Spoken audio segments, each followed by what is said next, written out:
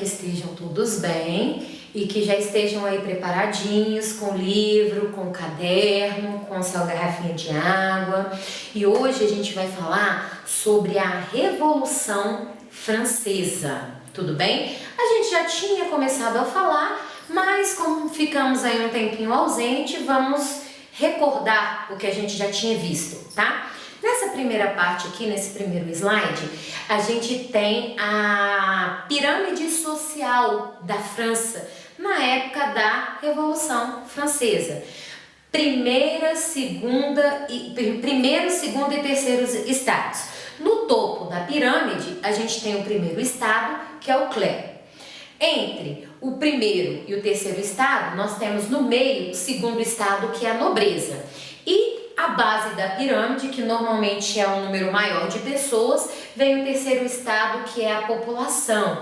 Aí inclui burguesia, camponeses, os sans-culottes, tá? E como eu já tinha falado para vocês, a nossa Revolução Francesa, a gente pode simbolizar com a mochilinha nas costas da professora, lembra? A professora representando o terceiro estado e a mochilinha representando o primeiro e o segundo estados. O terceiro estado carregava o primeiro e o segundo nas costas. De que maneira, professora?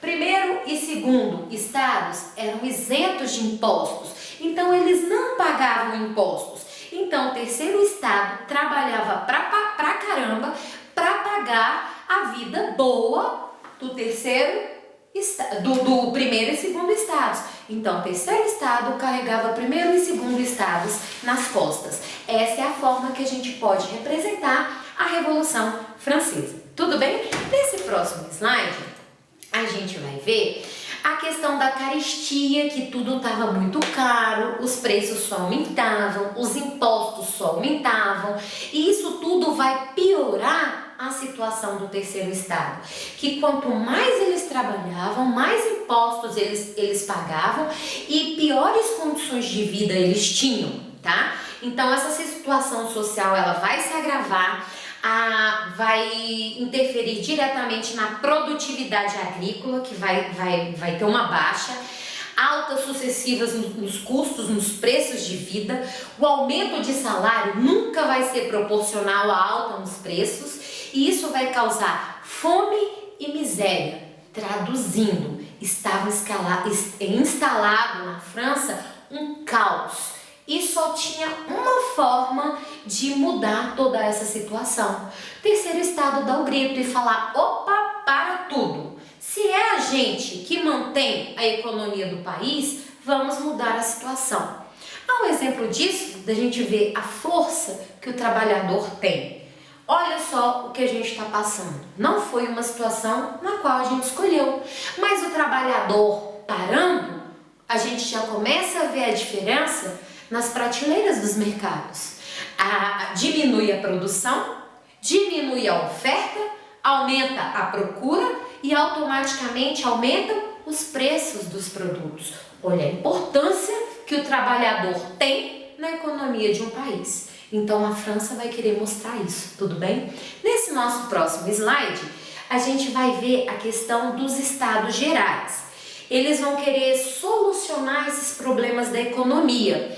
E aí, óbvio que o rei vai nomear os seus ministros para propor algumas mudanças. E qual vai ser, normalmente, essas mudanças?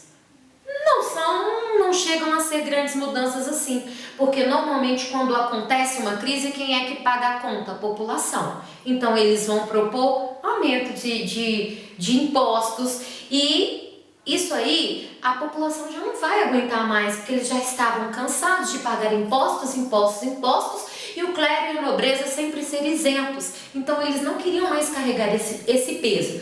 E aí eles vão criticar, questionar essas ideias dos ministros e com essa pressão o rei vai lá e demite os ministros. Aí o que acontece, gente? Vai ter um número de deputados do primeiro e do segundo estado.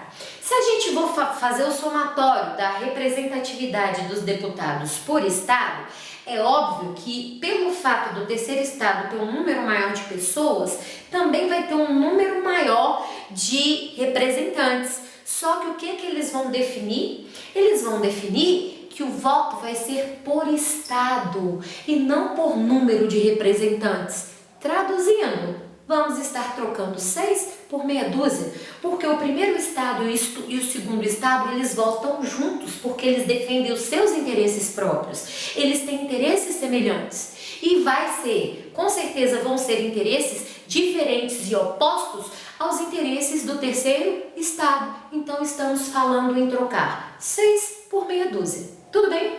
Nesse próximo slide, a gente vai ver sobre a Assembleia Nacional Constituinte.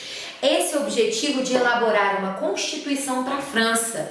Só que o que vai acontecer? O rei não vai gostar muito dessa ideia da Assembleia Nacional Constituinte, porque uma Constituição, a ideia da Constituição é o quê?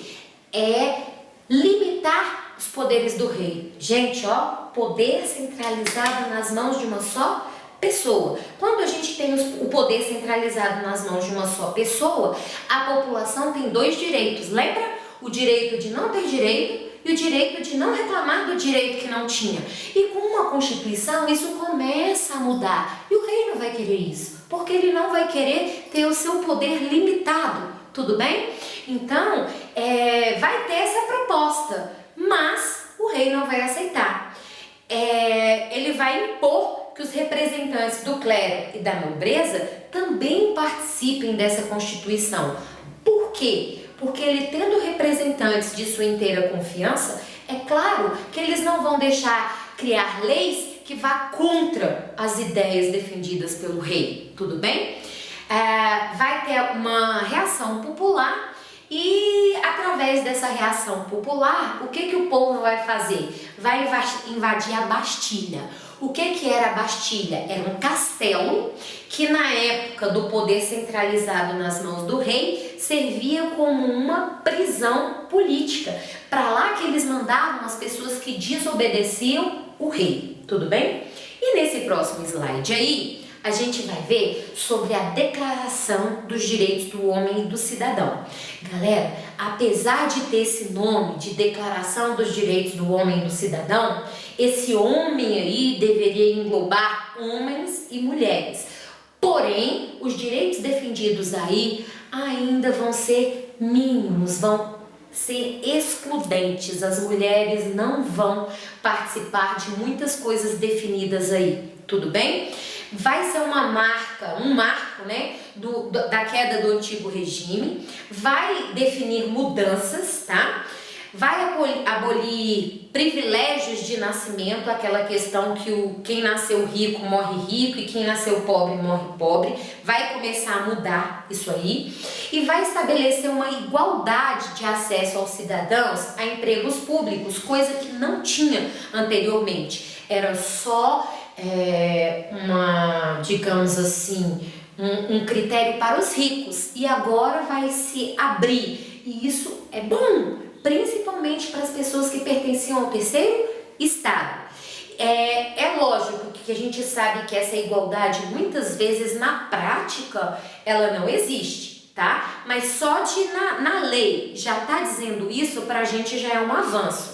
E determinava que a sociedade tinha o direito de estabelecer o valor dos impostos, de fiscalizar a administração pública. Gente, a gente tem esse direito até hoje, só que muitas vezes a gente não sabe desse direito de fiscalizar, né?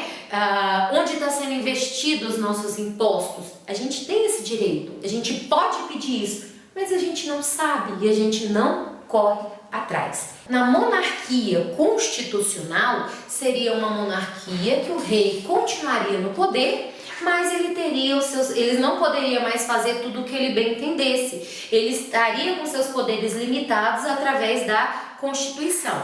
Então isso vai limitar, óbvio, que a autoridade do rei. E aí a gente vai estar falando em quê? A gente vai estar falando, por exemplo, do voto censitário. Gente, isso não muda muita coisa para o terceiro estado. Por quê? O voto censitário significa que só os ricos vão continuar votando, porque o voto era amarrado à renda da pessoa. Então o rei estipulava a renda. Os pobres nunca iriam atingir aquela renda para ter o direito ao voto. Então esse voto censitário continuava deixando apenas os ricos a terem os direitos. Os pobres continuavam sem ter direito algum, tudo bem? As camadas populares, principalmente os trabalhadores, eles vão ser conhecidos como sans-culottes, como a gente já viu, e vão estar excluídos de todos esses direitos. Eles vão ser vistos como inimigos dos nobres, dos burgueses, da monarquia, e isso não muda muito daqueles dias para hoje, como a gente já viu, né? O rico cada vez mais rico, o pobre cada vez mais pobre, com a limitação dos seus direitos. E a França vai ser invadida por exércitos austríacos, prussianos, como a gente já viu, e vai crescer, né, essa questão dos setores populares com ideias de mudar isso, de colocar um fim nessa monarquia absolutista. E isso vai incomodar. Por quê? Vai que essa moda pega, principalmente para os outros países que também tinham monarquia centralizadora, e vai que todo mundo resolve se revoltar em vários países, outros países do mundo. Isso incomoda. Então a gente vai ver que vai ter reações para tentar enfraquecer esse movimento. Tudo bem? Então eu vou passar a atividade referente para vocês, referente a essa primeira parte. Na próxima aula a gente continua. Vocês vão providenciar para mim a atividade da página 86, do número 1 ao número 5. E posteriormente a gente vai estar fazendo a correção. Muito obrigada a todos pela atenção e tenham um bom dia.